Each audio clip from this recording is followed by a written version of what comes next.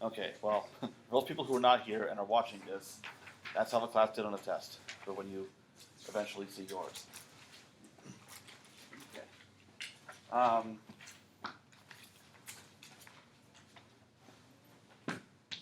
Clearly the one that the class as a whole had the most trouble with was number 1, because that's the only one I'll talk about now.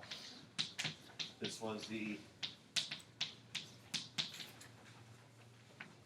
equation you were looking for. The value of k in this problem, because it's alone, is negative. So filling in the numbers, 4%,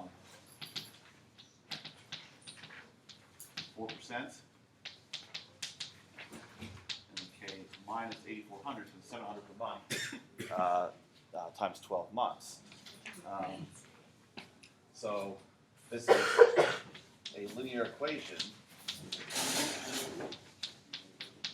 that you can solve by means of an integrating factor, capital F, and your integrating factor is e to the minus rt. So what you get is s is equal to, or s of t is e to the rt times the initial value at this point is unknown because that's what you're actually solving for, plus the integral from 0 to t of the integrating factor times your q, which is just k, and the k is a constant, so that can be pulled out. So then you just evaluate the integral to get e to minus rs over minus r with limits 0 to t, and it didn't have to do it as an indefinite integral or as a definite integral, but it chose to because the initial values of considerable interest for this problem is your final answer. So what you get when you plug in all of the limits is plus k times, or plus k over r e to the minus rt minus 1. But then you can distribute the e to the rt on the outside through, and you get e to the rt times the elusive initial value, and then k over r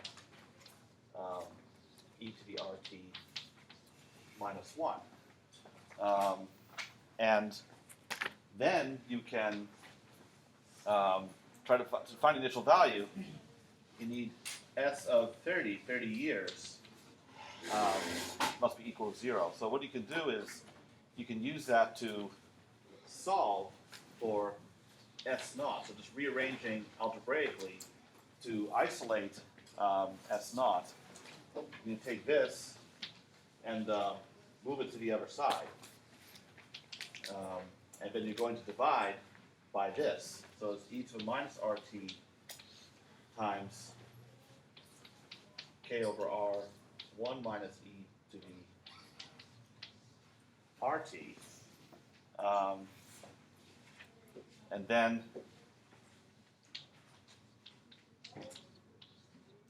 you get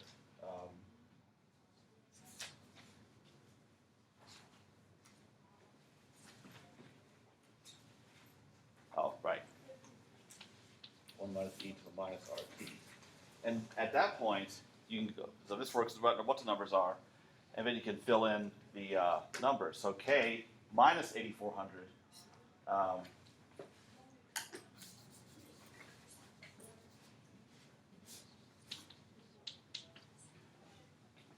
and then r being 0.04, so you get 210,000 times 1 minus e to the minus 1.2. And that turns out to be roughly like 146,750, because this is going to e minus 1.2 is going to be a number between 0 and 1, so it's going to dilute it a little bit to get to that point. Okay.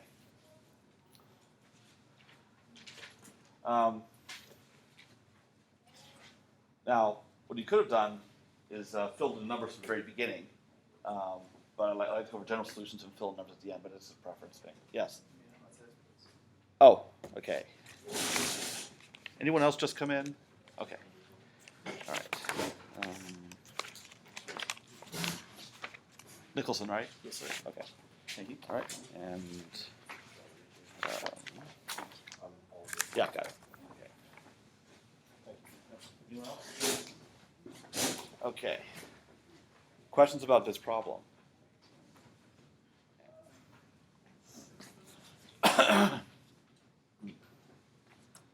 Okay. If you have any questions about how it's graded, you can always ask me after.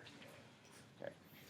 So now, as we get into well, we start with a new chapter on Monday. So to recap.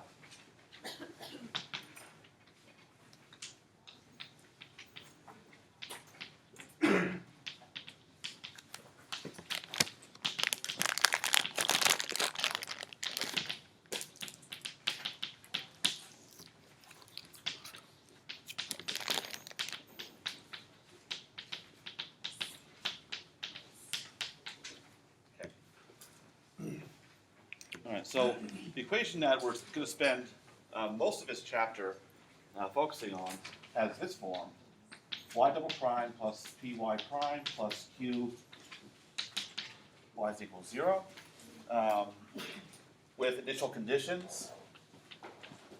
Y at some initial time, I'm just going to use 0, but it could be any initial time, is y naught, and because it's a second order equation, we need two initial conditions. Y prime is 0 is z naught. Now, so what happened on Monday was I relied on a lot of algebraic manipulation and what you previously learned about first order equations in order to obtain a solution to this equation that at least works in most cases. So what you do, and so I'm only going to go through the result of that here.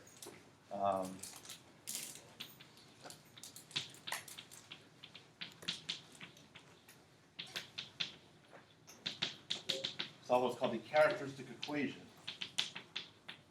of this problem, where you read it right off the equation using these coefficients p and q, or p and q are assumed constant, and differentiation is replaced by exponentiation. So we have lambda squared plus p lambda plus q is equal to 0. This is a quadratic equation in lambda for roots lambda 1 and lambda 2. And I'm going to make an assumption just for now that these roots are not equal and they are real. So there's three cases: real distinct roots that I'm doing now. Later we'll talk about the case where they're complex roots, they're complex conjugates of each other, or you have one repeated real root. So all these require slightly different tactics. Okay, now I'm going to take a moment to explain from a textbook's perspective why this is important, because if you assume a solution of this form, y of t is e to the rt, what's y prime? Yeah, you just multiply by r. What about double prime? R squared. Okay, and this is all we need for this problem, but just for fun,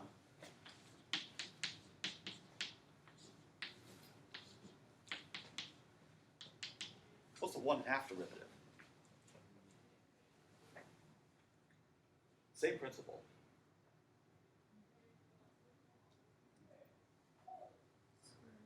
Yeah. R to the 1/2 e to the RT. And yes, that really is a thing. Fractional differential equations are a very hot topic of research. I actually dabbled with them myself for image processing. One of my honor students is working is dealing with that. Okay, now, end digression. So now, if we take these derivatives and we substitute them into the original equation, then we have the y double prime is r squared e to the RT. And then we have p, and then y prime, which is r e to the RT. And then we have q times y equals 0. Every term has an e to the RT. So you factor that out.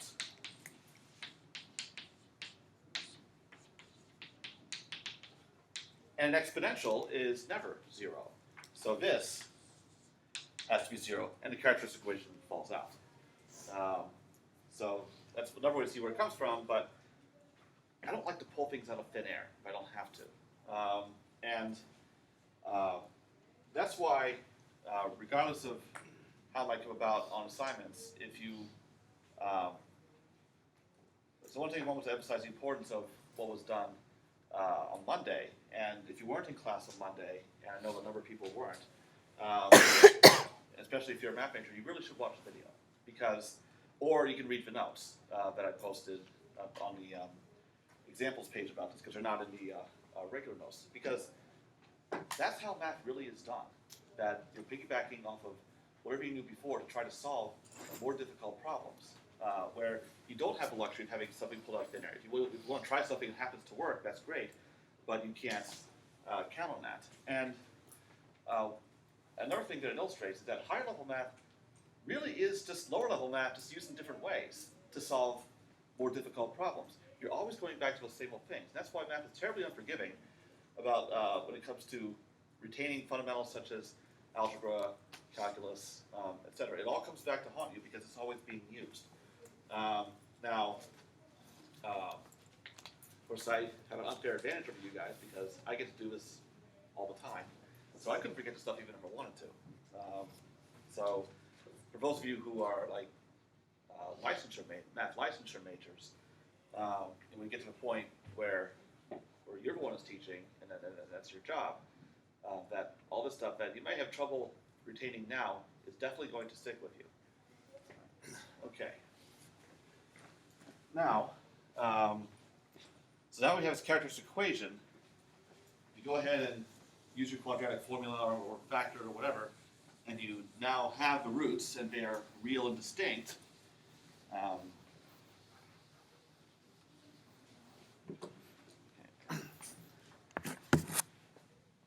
Then what?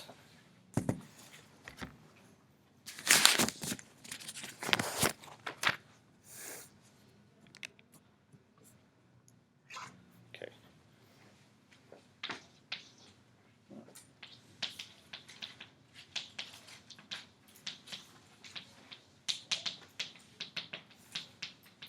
So from a previous step, once you have these real roots, you can write down your general solution.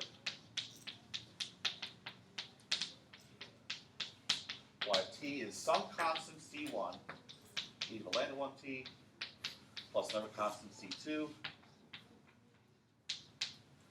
e to the lambda 2t. So, so every solution, that's what I mean by general solution.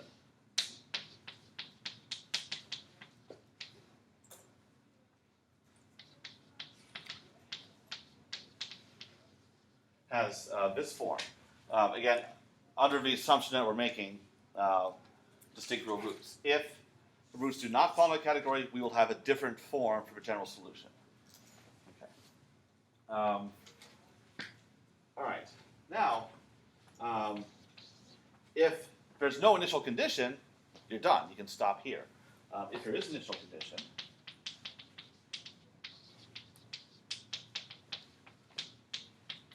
what you do is you use them to solve for your two arbitrary constants. C1, C2. Just as the first order equations, you would have one arbitrary constant to satisfy your one initial condition. Okay. And how that system works out is y of 0, we just plug in t equals 0, well, the exponentials go away, they become 1. You get c1 plus c2 is equal to whatever is values given for y of 0. And then y prime of 0. When you take the derivatives of these exponentials, that's just going to multiply by lambda 1 in the first case and lambda 2 in the second case. So you get c1 lambda 1 plus c2 lambda 2 is z naught. Okay. No.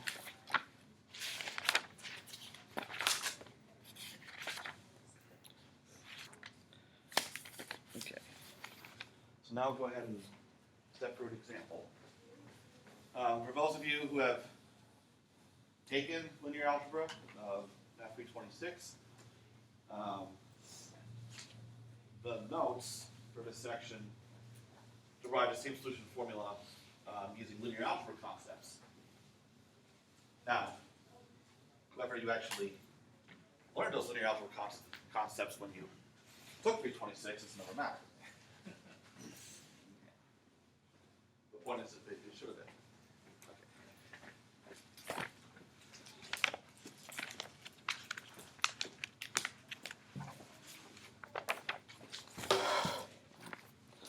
Okay.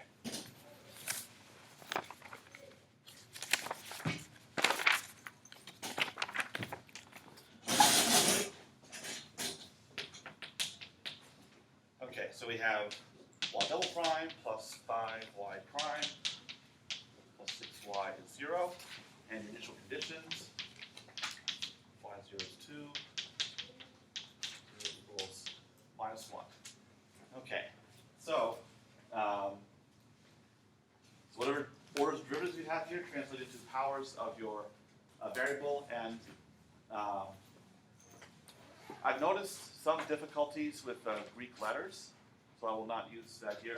I like to use lambda because of linear algebra connection, but friendly reminder from a prior homework,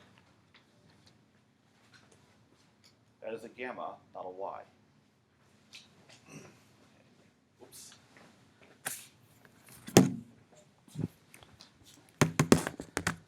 Okay. For those of you watching, gamma, as opposed to y. That's my public service announcement for today. So math does use another alphabet besides a regular one. Okay, so we have r squared plus 5r plus 6 is equal to 0. So again, you just read off the coefficients, differentiation becomes powers of r. One common mistake that comes up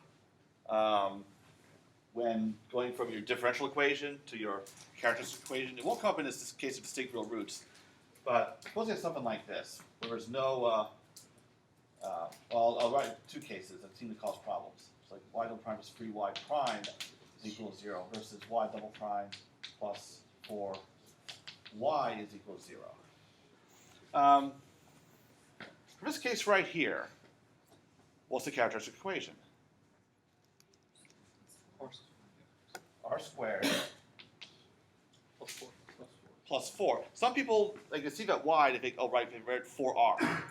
But there's no differentiation right here. So that's the characteristic equation in that case. That's going to have complex roots, and we'll cover that case later. What about this one?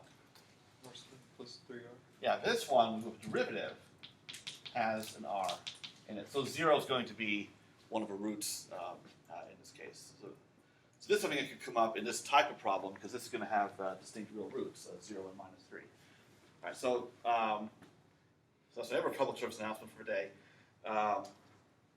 Watch out for that. That reminds me. I got an email right before I got here from a USM mail out that said that at 9:15 they were going to test a statewide test of the tornado sirens. It's already 9:24. I didn't hear anything. Did you? Okay. Yeah, that's a problem. So, so, yeah, I got a really good look at the 2013 tornado. That was scary. All right, now so back to this equation. So we need to get its roots. Now, how does that factor? R plus 2, R plus 3. Yeah, r plus 2 and r plus 3. So our roots, and I'm using r instead of lambdas because the whole Greek letter thing. So what are the roots? -2 and -3. Okay, -2 and -3. Okay, so now we can write down the general solution.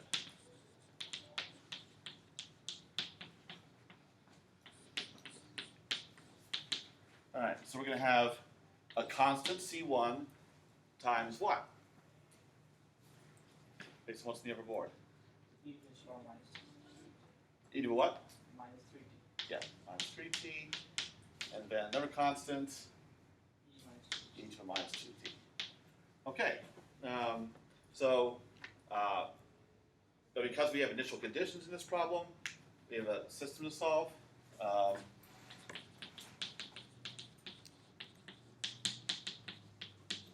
So you have y of 0, which is just going to be c1 plus c2. Only if your initial time is t equals 0. Otherwise, you have to actually plug in the initial time. So be aware of that. And that's equal to the given value for y of 0, which is 2. And then y prime of 0 is going to be, well, so what's the second equation going to be? We differentiate this with respect to t.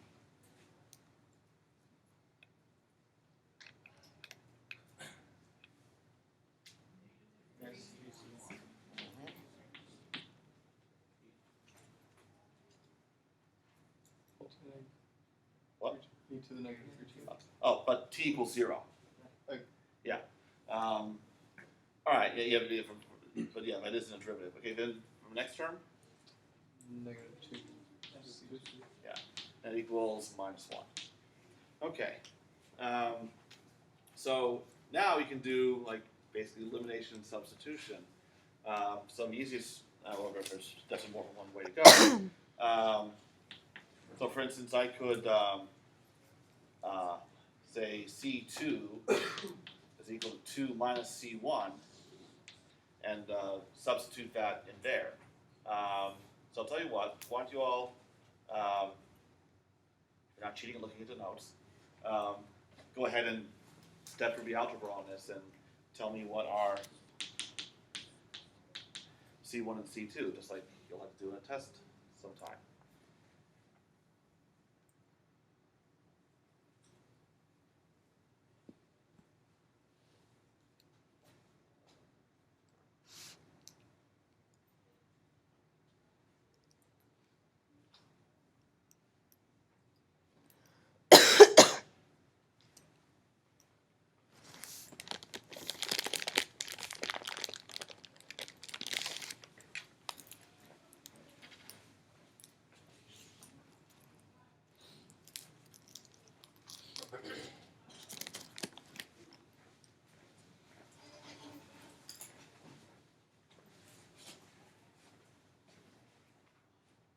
And if you have something, just go ahead and call it out. What? -3 and 5. Yeah, so -3 for C1 and then 5 for C2. Actually, to notice it's opposite because I made the opposite choice. I called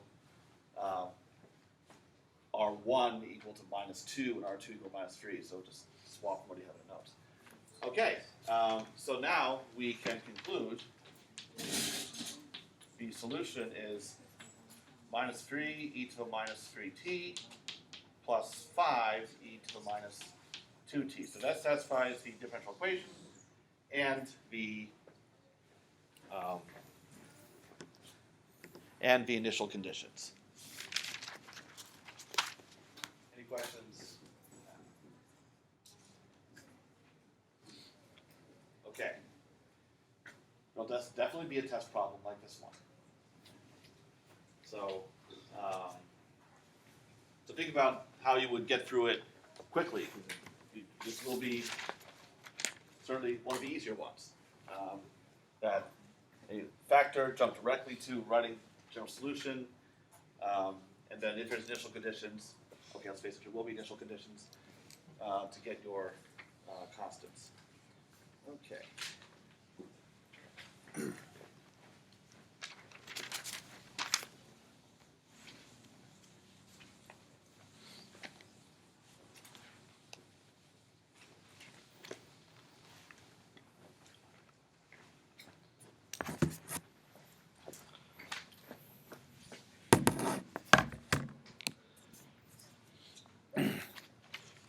You know what? I just realized I had printed out and copied the next problem set 6. I should have it here.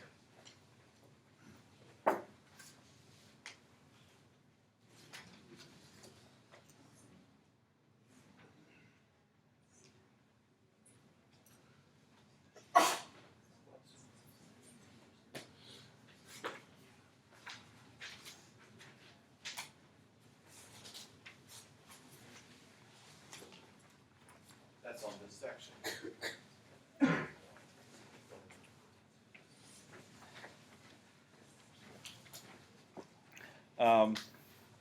So this is due in 1 week, and these are easier problems of a chapter, so hopefully not take you very long.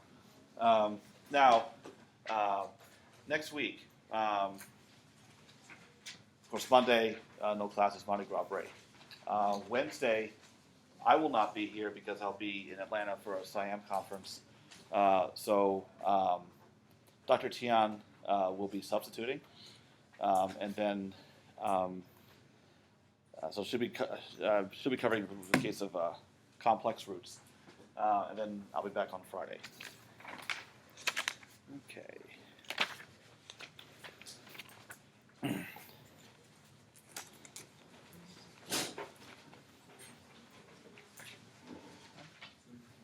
Now,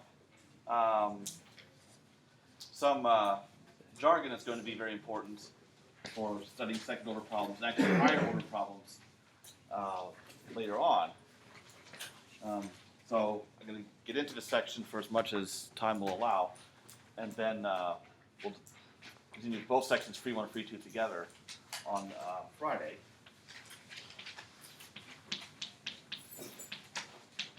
The Wronskian is a very important concept. Yep. Okay, thanks. Okay, now,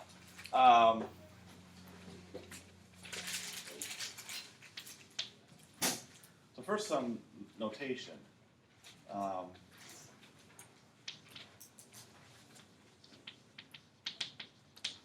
going to define L square bracket Y to be what you see on the left side of these equations.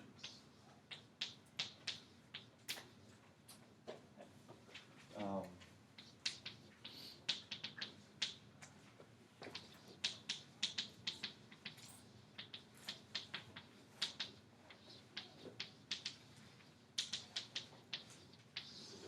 right, so L of Y, so what I'm referring to here, we call that a differential operator. Now it also happens to be a second order differential operator because of up to derivatives of order up to 2, and then we also have constant coefficients.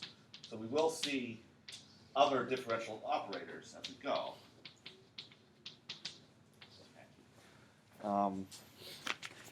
So differential operators give a nice, concise way to describe differential equations. So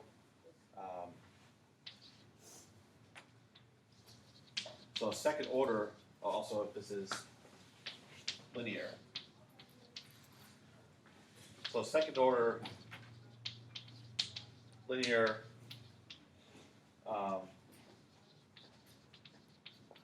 homogeneous IVP, so initial value problem,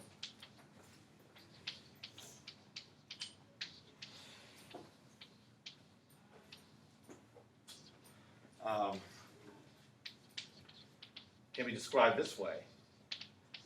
Ly is equal to 0. And later on we'll get to problems where we have Ly equal to some non-zero function of t. And then you have your initial conditions.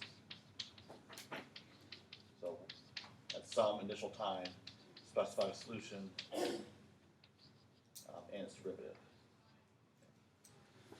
All right. So I'm going to be using this notation, especially in this section. I often use differential operators in my research when we're dealing with partial differential equations because they give an easy way to describe the form of the solution. And also work on here we use a constant coefficient differential operator. We can also have variable coefficient differential operators where p and q are functions of t. So one thing I work on is transforming such differential operators so that they're more like constant coefficient operators. Because the funny thing is, even in higher level classes that deal with differential equations, like for instance, in this department we have 417 that's on partial differential equations, and 415 is like a second ODE course. We still generally deal with problems that have constant coefficients, even though in real applications they tend not to. But I guess you got to start somewhere. And the trouble is, the classes tend not to move beyond that point. But I guess that's what research experience is for. Now, what I need to do, the reason why I need this terminology is to describe general solutions. And how can you tell if you have a proper general solution? And we know what it is in this one case that we've talked about, where we have distinct real roots. But what about other cases? Okay.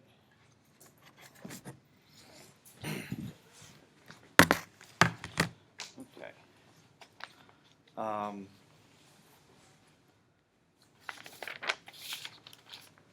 So first, more terminology.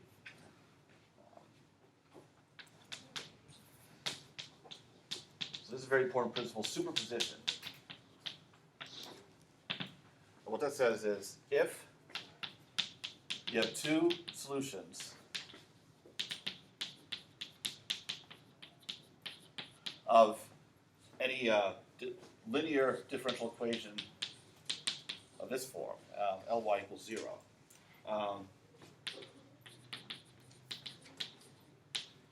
And in this chapter, like the previous chapter, we dealt with linear and nonlinear first order ODEs. Now, in this chapter and the next, we're only looking at linear. So if you have two solutions, then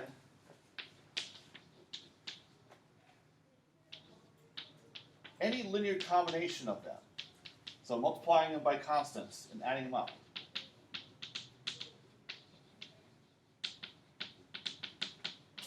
is a term you learned in the linear algebra course if you've taken it. A linear combination of y1 and y2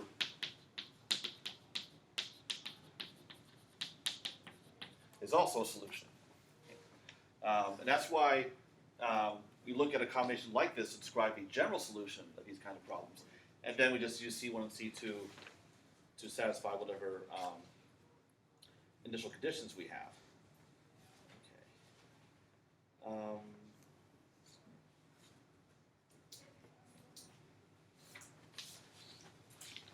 Now, the big question we have to answer is, given y1 and y2, so we know that this is a solution, but what about the converse of that? If we have a solution, is it necessarily of this form? Well, it depends. I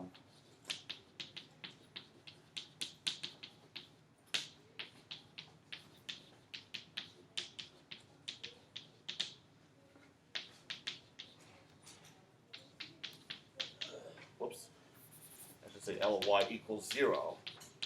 The fact that it's equal to 0 is very important. If I had something non-zero here, two solutions of that, take a linear combination, would not be generally a solution.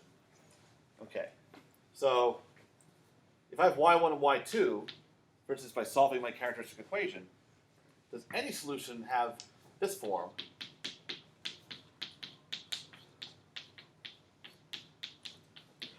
Okay. And here we're assuming that this is second order. So when you're dealing with linear first order equation, you just have one solution. If it's a second order equation, you have two, and so forth.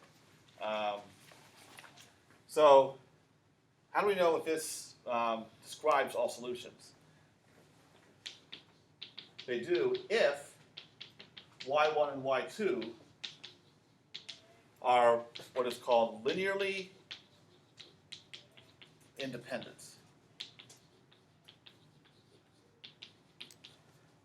Okay.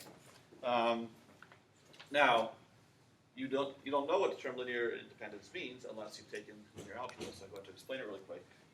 In linear algebra, it's discussed with regard to vectors, but this applies just as well to functions. So these functions, y1 of t, y2t are linearly independent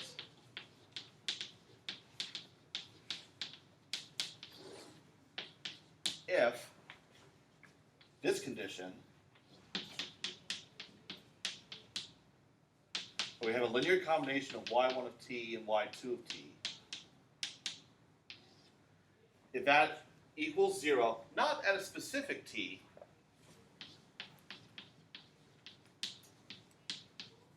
but for all t. So this function is 0 everywhere. If and only if C1 and C2 themselves are 0. Now, you can see that if you set C1 and C2 equals 0, that this is definitely going to be 0. But what's more interesting is the converse. If this is equal to the function 0, is setting these equals 0 the only way to make that happen? Okay. So, as an example, functions from our previous example, like e to the minus 3t, e to the minus 2t, those are linearly independent. In fact, anytime you have y1 and y2 as a result of solving a characteristic equation, you have your two distinct real roots, and now you have these functions where these coefficients are distinct. You're going to be linearly independent. You can let this equation be satisfied for a specific value of t, but you're not going to find C1 and C2 that makes it equal 0 for all values of t. It's not possible. On the other hand, if I set, let's say, e to the 2t, and the other function is 3e to the 2t. Those are not linearly independent. So these are, we just say they're linearly dependent. Okay. All right. Because what I could do is I could set C1 equal to 1, and then C2 equal to minus 1/3, and then I'll get 0 for all t. Now, based on this example, is there an easy way to tell whether two given functions are going to be linearly independent or not?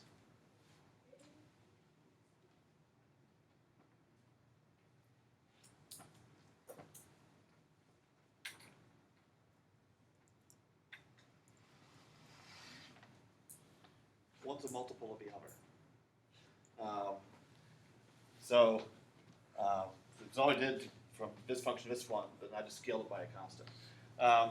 Now, when you have more than two functions, and the concept of linear independence applies to any number of functions or vectors.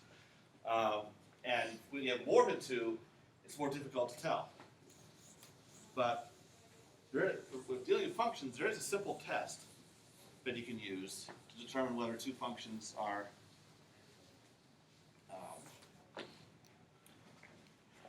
linearly independent. So if your functions y1 and y2 are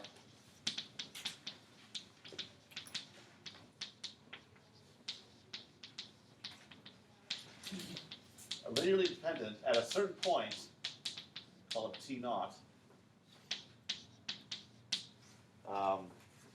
if and only if the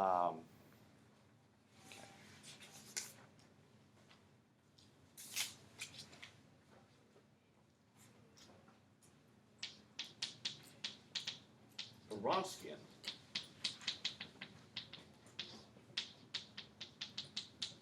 of y1 and y2, which is written this way, capital W of y1 and y2, is the determinant, and the Wronskian itself is a function of t.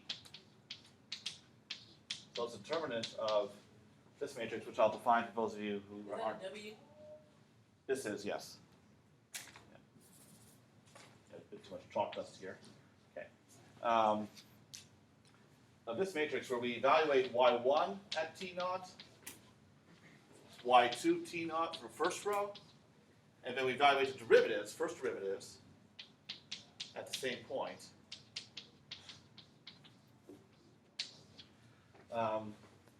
And then we take the determinant of that. For a 2 by 2, it's going to be y1, y2 prime, minus y2, y1 prime. And we need that to be non-zero. So if you, so what will happen is, if you have 2 functions or one that's a multiple of the other, then this Wronskian is going to be equal to 0 everywhere. Otherwise, it won't be.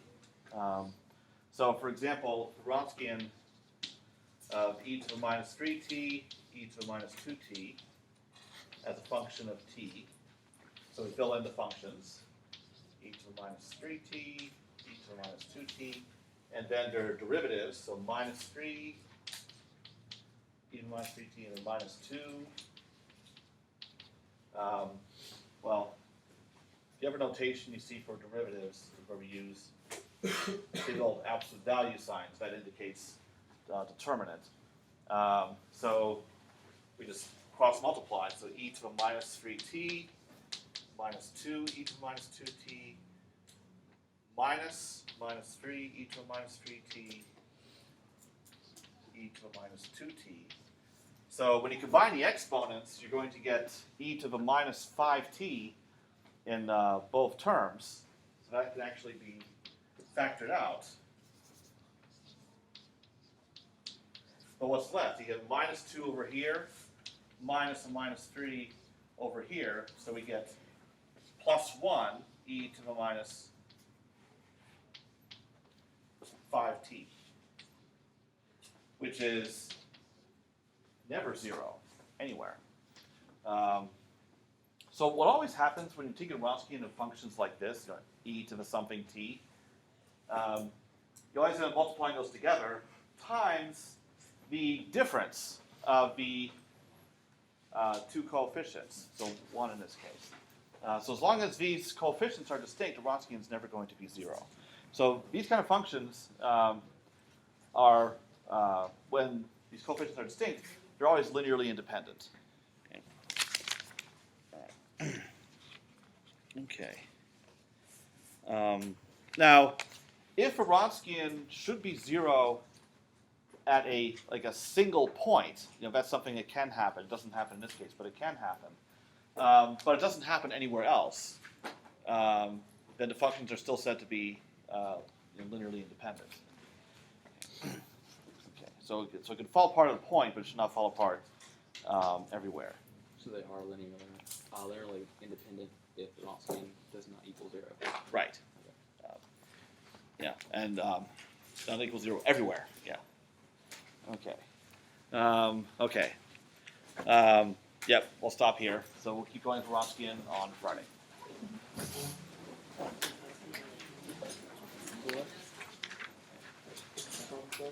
Oh.